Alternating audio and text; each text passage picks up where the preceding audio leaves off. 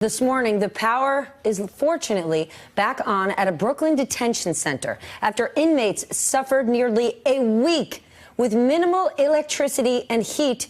This comes after days of protests. According to the New York Times, who originally broke this story, the jail that houses more than 1,600 inmates had been running on emergency electricity since an electrical fire back on January 27th.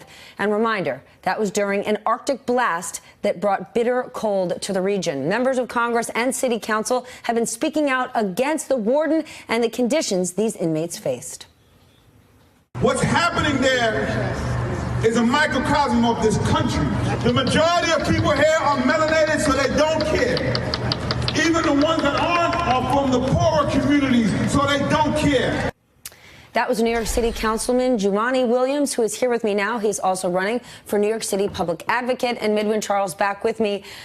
Councilman, you spent the weekend outside the detention center for protest. You were actually granted access.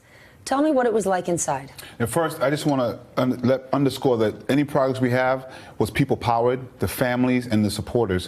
When we went in there, it was shocking. I mean, besides the fact that there are people we had to connect for medical treatment, visibly eye infections, and people who said they hadn't seen their psychiatrist, hadn't showered in days. People had too much heat, some people not enough heat. What was underscoring this was the lack of urgency from Warden Quay, who frankly should no longer be there, and many other people who seemed disdainful that we were there. But two main things: there was no emergency plan.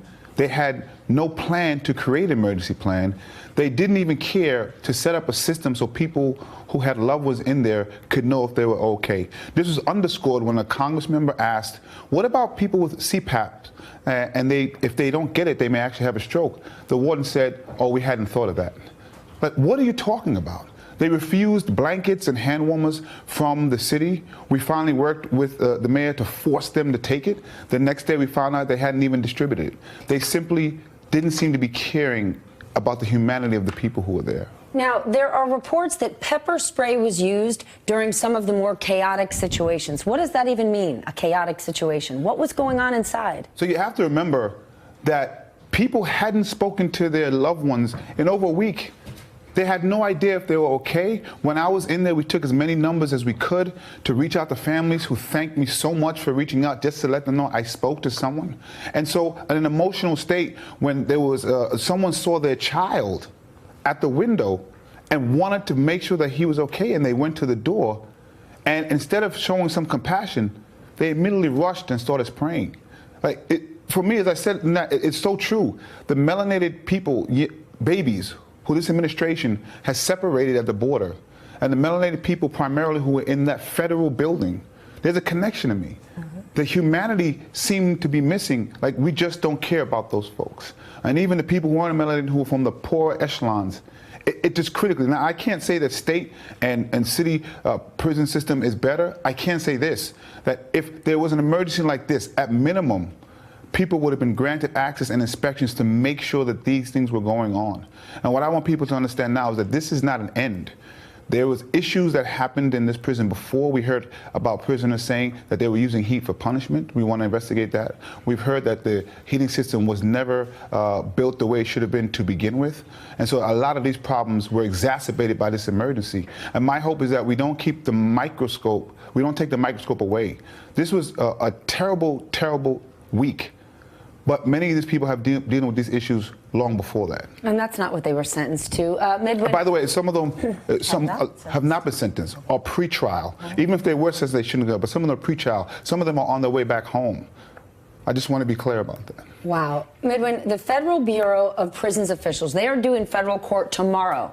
And the hearing was ordered by a federal judge in response to what she called, quote, disturbing living conditions. What could actually come from this hearing? Well, hopefully what can come from this hearing is a little bit more detail with respect to what Jumaane was talking about, exactly what were the conditions that these prisoners were subject to. We all have a constitutional right against cruel and unusual punishment. It is guaranteed by the Eighth Amendment of the Constitution. So I think what this hearing is going to do is set forth exactly what happened, when did it happen, who is held accountable, who should have known, and what should have been done the minute these conditions became abundantly clear.